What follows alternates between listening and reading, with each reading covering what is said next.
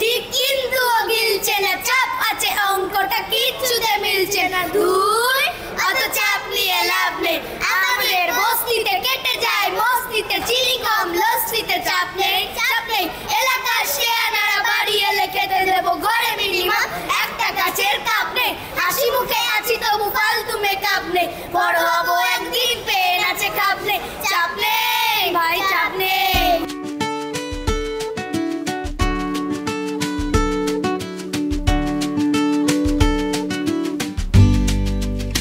কলম্বাসের পর দীর্ঘ বিরতি, ফের বড় পর্দায় পরিচালক সৌরভ পালতি। আমার কাজ গল্প বলা, সেটা থিয়েটারের মাধ্যমে হোক সিনেমার মাধ্যমে হোক, গল্প বলা কাজ। এবং আমি সবসময় চেষ্টা করব আমি যা কাজ করব সেটার যেন একটা সোশ্যাল ভ্যালু থাকে।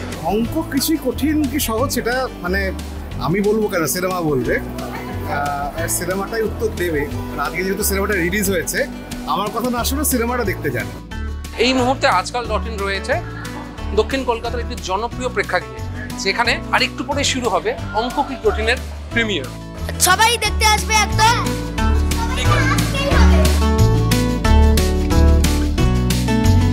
এটা তো ফেস্টিভ্যালে অনেকগুলো জায়গায় এটাকে দেখানো হয়ে গেছে, তখন প্রচণ্ড ভালো প্রতিক্রিয়া পেয়েছিলাম। এবং সবথেকে বড় ব্যাপার, সেই অর্থে অবাঙালি মানুষজনের কাছে প্রতিক্রিয়া পেয়েছিলাম যারা বাংলা বোঝে না, মানে গোয়াতে, চেন্নাইতে বা বাকি যা যা জায়গায় দেখানো হয়েছে। তো সেইখানে যখন শেষ হচ্ছে, এরকম দাঁড়িয়ে উঠে হাততালি মানুষজনের, এবং শুধুমাত্র সাবটাইটেল এবং মুড অফ দ্য ফিল্মকে জাজ করে। তো আজকেও নন্দনে মানুষের দেখলাম খুবই স্বতঃস্ফূর্ত প্রতিক্রিয়া যে এরকম ছবি তো দেখতে পাই না, মানে খুব আনন্দ পেলাম, মানে ভালো লাগছে। ভালো তো লাগবেই, মানে আমাদের এফর্টটা তো অনেস্ট, মানে এইটা আমি মানে সাহস করে বলতে পারি, সবার এফর্টটা খুব অনেস্ট। বাকি এই সময় নিডফুল একটা সাবজেক্ট নিয়ে করা বোধহয় মানুষের পছন্দ হবে। আমি তো নন্দনে যাইনি, কিন্তু নন্দনে আমার কিছু বন্ধু বান্ধব গেছিল, তারা বললো যে আজকে ফ্রাইডে, তাতেও প্রায় 80%-এর বেশি occupancy, which is very much unexpected. এবং লোকজন খুবই তাদের খুব পার্সোনালি টাচ করছে। এবং ছবিটা আপনারা দেখেছেন কিনা জানি না, দেখলে বুঝতে পারবেন যে এইরকম রিপ্রেজেন্টেশন, এরকম একটা এই পৃথিবীর রিপ্রেজেন্টেশনটা বাংলা ছবিতে প্রায় অদৃশ্য, বহু বছর ধরে অদৃশ্য। সেই অদৃশ্য একটা পেরিফেরিকে, অদৃশ্য একটা স্পেসকে সৌরভ ওর ছবিতে আবার নতুন করে দৃশ্যমান করে তুলেছে। সেই জন্যই ছবিটা খুব স্পেশাল। আর সবার পারফরমেন্স, বাচ্চাগুলো তো মানে অসাধারণ। আমি বললে কিছু হবে না, ছবি এখন চলে গেছে মানুষের হাতে, মানুষই দেখবেন। এবং আমি মানে নিশ্চয়ই খুবই মানে মনে করি যে ছবিটা এই সপ্তাহেই পুরো আমরা হাউসফুল পাবো। এই জন্য রানাদার এক ডাকেই আমন্ত্রণেই আপনি সাড়া দিয়েছেন। আসলে রানা কিন্তু ডাইরেক্ট ইনভাইট করেনি, সৈনি করেছে। রানা, এটা কি সত্যি? হ্যাঁ, আমি তো বললাম না, আসলে ভাবতেই পারছিলাম না। আমি একটু শুনলাম যে 3টে ছেলের ওই কোভিডের সময় তাদের একটা ড্রিম যে একটা হসপিটাল তৈরি করবে, একজন ডাক্তার হবে, একজন নার্স হবে, একজন ইঞ্জিনিয়ার হবে। তো সেইটা নিয়ে আসবে। অঙ্ক কি কঠিনের যে ডিরেক্টর সৌরভ, তার সাথে দীর্ঘদিনের পরিচয়, দীর্ঘদিনের আলাপ, এবং প্রচুর একসাথে কাজ করেছি। এবং আজকে খুব ভালো লাগছে যে ওর এরকম একটা ছবি বেরোচ্ছে, এটা দ্বিতীয় ছবি ওর। এবং অনেক অনেক শুভেচ্ছা। এবং ছবিটা ভালো হবে সেটা তো আমি ট্রেলার দেখেই বুঝতে পেরেছি। এই একটু পরেই আবার দেখতে যাব যে কেমন হচ্ছে। এবং সবাইকে বলবো, দর্শকদের, যে এরকম ছবি কিন্তু আসা দরকার। এবং আপনারা হৈ হৈ করে হলে এসে ছবিটা দেখুন, এবং ভালো লাগলে অবশ্যই সবাইকে জানান, কারণ জনতাই জনার্দন। জীবনের সার সত্যটা যে এইভাবে সিনেমার নাম হয়ে সত্যি হয়ে আসবে, আবার এত বছর পরে, পড়াশোনার পাঠ চুকে যাওয়ার পরে বুঝতে পারিনি। অঙ্ক আমার সারা জীবনে কঠিনতম সাবজেক্ট ছিল, আর সেই নামেই একটা সিনেমা হয়েছে অঙ্ক কি কঠিন। যে বানিয়েছে খুবই স্নেহের, এবং তার মেধাকে আমি সম্মান করি।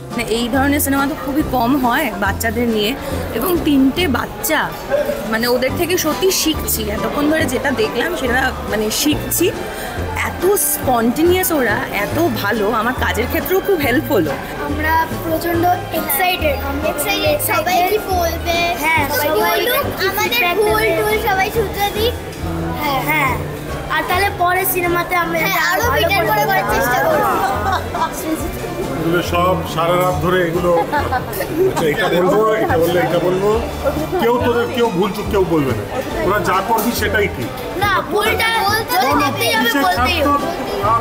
দেখে দেখা হয়ে গেছে, বড়রা যা ভুল করে, 10-15 বছর দেখেছি। তোদের কোনো ভুল তো সব ঠিক আছে, সব অ্যাক্টিং দারুণ অ্যাক্টিং। বেসিক্যালি গল্পটা ছোটদের হাসপাতাল তৈরি করা নিয়ে, এবং ওদের স্বপ্ন দেখা, ওদের স্বপ্নটাকে ফুলফিল করতে আমরা কতটা সক্ষম সেটা নিয়ে ছবিটা।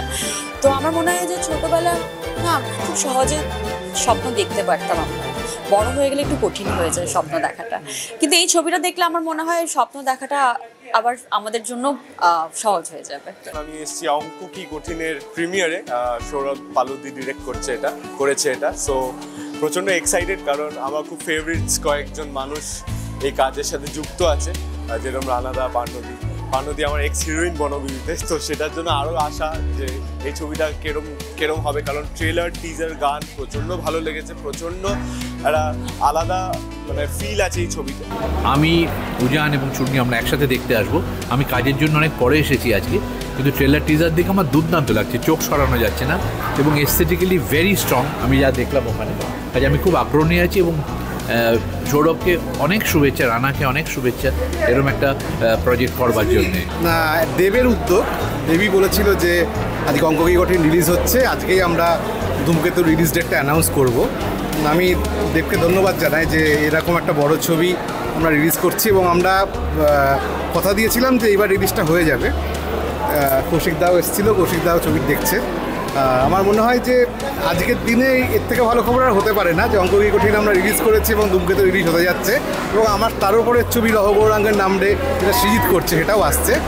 2025 বেবি মানে আমাদের পক্ষে ভালো হতে চলেছে। ধূমকেতু আমার খুব প্রিয়, আমার সবচেয়ে প্রিয় ইনফ্যাক্ট ডিরেক্টর কৌশিক দার ছবি, এবং আমার মনে হয় ধূমকেতু সেই ছবিটা যেটা থেকে দেব খুব কনসিয়াসলি একটা ডিসিশন নিয়েছিল, এবার আমি এই ধরনের ছবি করবো যেখানে পারফরমেন্স ওরিয়েন্টেড একটা রোল হবে, এবং সেটা একটা বিশাল বড় পাওয়া। এবং আমি রুদ্রর প্রচণ্ড প্রশংসা শুনছি, রুদ্রর পারফরমেন্সের প্রচণ্ড প্রশংসা শুনছি।